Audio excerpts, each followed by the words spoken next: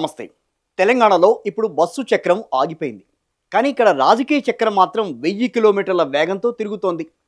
RTC కార్మికులేమో సమ్మె చేస్తుంటే మన రవాణా శాఖ మంత్రి పొన్నం ప్రభాకర్ మాత్రం ఓ కొత్త రకమైన స్క్రిప్ట్ బయటికి తీశారు. అసలు ఏంటి ఆ స్క్రిప్టు?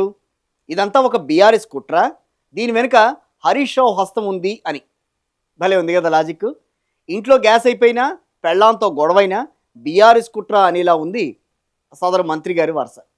అసలు కార్మికులు అడుగుతోంది ఏంటి? మంత్రి చెబుతున్న ఆ 29 డిమాండ్ల మ్యాజిక్ ఏంటి?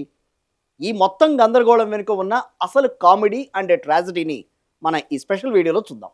మంత్రి పొన్నం ప్రభాకర్ ప్రెస్ మీట్ పెట్టి చాలా ఆవేదనగా మాట్లాడారు. ఏమని?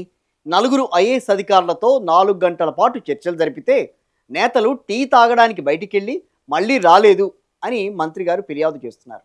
మంత్రి గారు, వాళ్ళు టీ తాగడానికి వెళ్ళలేదు సార్, మీ చర్చల్లో దమ్ము లేక ఊపిరి పీల్చుకోవడానికి వెళ్ళారు. 32 డిమాండ్లలో 29 పరిష్కరిస్తామని మీరు చెబుతున్నారు కదా, ఆ 29 ఏంటో ఎప్పుడైనా లిస్ట్ ఇచ్చారా? పాత బస్సులకు రంగు వేయడం, టైర్లకు గాలి కొట్టడం, ఇలాంటి చిన్న చిన్న విషయాలు ఓకే అని చెప్పి అసలైన విలీనం పీఆర్సీ దగ్గరకు వచ్చేసరికి తర్వాత చూద్దామంటే కార్మికులు ఇంకా ఎన్నాళ్ళు నమ్మాలి? మీరేమో చర్చలు అంటారు, వాళ్ళేమో చావో రేవో అంటున్నారు. ఇక్కడ గ్యాప్ చర్చలో లేదు సార్, మీ చిత్తశుద్ధిలో ఉంది. అయితే ఓవరాల్గా ఇక్కడ హైలైట్ ఏంటంటే ప్రతి సమస్యకు ఒక విలన్ను వెతకడం.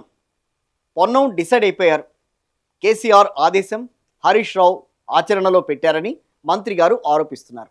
ఇందులో స్పష్టంగా మాకు కనిపించేది ఒకటే, మొన్న జగిత్యాల్లో గౌరవ మాజీ ముఖ్యమంత్రి గారు మాట్లాడినటువంటి ఆలోచన మేరకు ఆ పార్టీ నాయకత్వం, హరీష్ రావు గారు మాజీ అధ్యక్షుడిగా ఇటువంటి ఒక వ్యవహారాన్ని కుట్ర ద్వారా ఆర్టీసీ వైఫల్యాన్ని చేపట్టే ప్రయత్నం జరుగుతుంది అనేటువంటి మాట ఇలా వాళ్ళ నాయకత్వానికి అనుబంధంగా ఉన్న వ్యక్తుల మాట ఒకటే కనిపిస్తుంది. ఇది దురదృష్టకరం. పొన్నం ప్రభాకర్ గారు అంటే నాకు గౌరవం ఉంది. దయచేసి పొన్నం ప్రభాకర్ గారు నేను రిక్వెస్ట్ చేస్తా ఉన్నా, అన్న మీరు పని చేయండి, మేనిఫెస్టో చైర్మన్ మన శ్రీధర్ బాబు గారు, మన జిల్లా మంత్రి గారే, మేనిఫెస్టోలో 28 పేజీలు ఏం రాసిండో ఆర్టీసీ కార్మికులకు ఒకసారి పొన్నం ప్రభాకర్ గారు చూడాలని నా విజ్ఞప్తి. వారు అడుగుతున్నది 2.5 ఏళ్ళ తర్వాత ఆర్టీసీ కార్మికులు పాపం ఓపిక పట్టిండ్రు. సగం టైం అయిపోయింది, మీకు సగమైంది, 60% ఒడిచిపోయింది, 3 బడ్జెట్లు ఒడిచిపోయినాయి. ఇక నువ్వు ఇప్పుడన్నా కనీసం ఆ మేనిఫెస్టోలు ఏం రాసిరో మీరు చదువుకోండి. మీ శ్రీధర్ బాబు ఏం రాసిండో పొన్నం ప్రభాకర్ అన్న చదువుకొని మరి పొన్నం ప్రభాకర్ గారికి ఆర్టీసీ మంత్రి వస్తుందని చెప్పి ముందే కుట్రవన్నీ ఏమైనా చేసిండో శ్రీధర్ బాబు గారు నాకు తెలియదు, మేమైతే చేయలేదు. మంత్రి గారు, ఎన్నికలప్పుడు ఆర్టీసీ డిపోల ముందు తిరిగి హామీలు ఇచ్చింది హరీష్ రావా లేక మీ కాంగ్రెస్ నేతలా? ఆర్టీసీని ప్రభుత్వంలో విలీనం చేస్తాం, యూనియన్లు తీసుకొస్తాం, పాత బకాయిలు పైసాతో సహా మీకు చెల్లిచ్చేస్తాం అని గొంతు చించుకుని మైకులు విరిచేసినప్పుడు అది ప్రజాసేవ. ఇవాళ అదే కార్మికులు సార్ ఆ మాటలు ఏమయ్యాయి అని అడిగితే అది ఒక పెద్ద కుట్ర. భలే ఉంది sir me sense of humour. కార్మికులకు రాజకీయాలు అవసరం లేదు, వాళ్ళకి కావాల్సింది నెలాఖరికి వచ్చే జీతం, పెండింగ్లో ఉన్న పీఆర్సీ. సరే, ఇప్పుడు అసలు మ్యాటర్లోకి వద్దాం. కార్మికుల డిమాండ్లు ఏమైనా ఆకాశం నుంచి ఊడిపడ్డాయా? లేదు. ఆర్టీసీ విలీనం, అసెంబ్లీలో బిల్లు పాస్ చేశారు, సరే. మరి ఆపరేషన్ ఎప్పుడు? ప్రజాస్వామ్యం అని చెప్పే మీ ప్రభుత్వంలో కార్మికులకు తమ గళం వినిపించే ఎన్నికలు ఎందుకు పెట్టడం లేదు? పీఆర్సీ 2021 నుంచి 2025 వరకు ఉన్న బకాయిలు ఇవ్వమని మాత్రమే కదా అడుగుతోంది. పెరిగిన ధరల కంటే వేగంగా మీ హామీలు వెనక్కి పెడుతున్నాయి. కార్మికులు ఏమంటున్నారు? మేము ఏడాది కాలంగా కాళ్ల వేళ్ల పడ్డాం, వినతులు కూడా ఇచ్చాం, కానీ మంత్రి సెక్యూరిటీ బ్యారికేడ్ల వెనక దాక్కున్నారు తప్ప మా బాధ ఎక్కడా వినలేదు.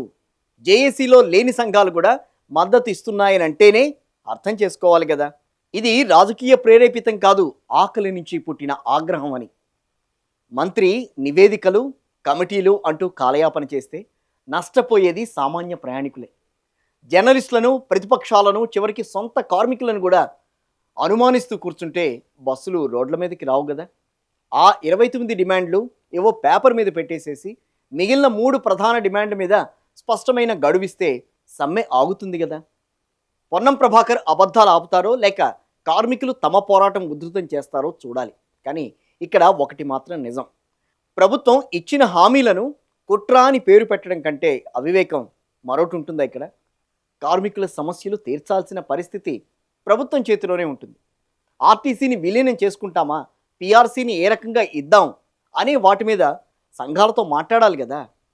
వాళ్ళు రావటమే తప్పు అన్నట్టుగా ఒక రకమైన కలరింగ్ ఇచ్చేసేసి అసలు వాళ్ళు అడిగింది లేదు మేము ఇచ్చింది లేదు అన్నట్టుగా బయటికి చెప్తే అసలు విషయాలు దాగిపోతాయా? దాగవు కదా. ఇవాళ కాకపోయినా రేపు అన్న తర్వాతన్నా మీరు ఇచ్చిన హామీల విషయంలో అందరూ నిలదీస్తారు. సో దాన్ని గుర్తెరుగుతారని ఆశిద్దాం.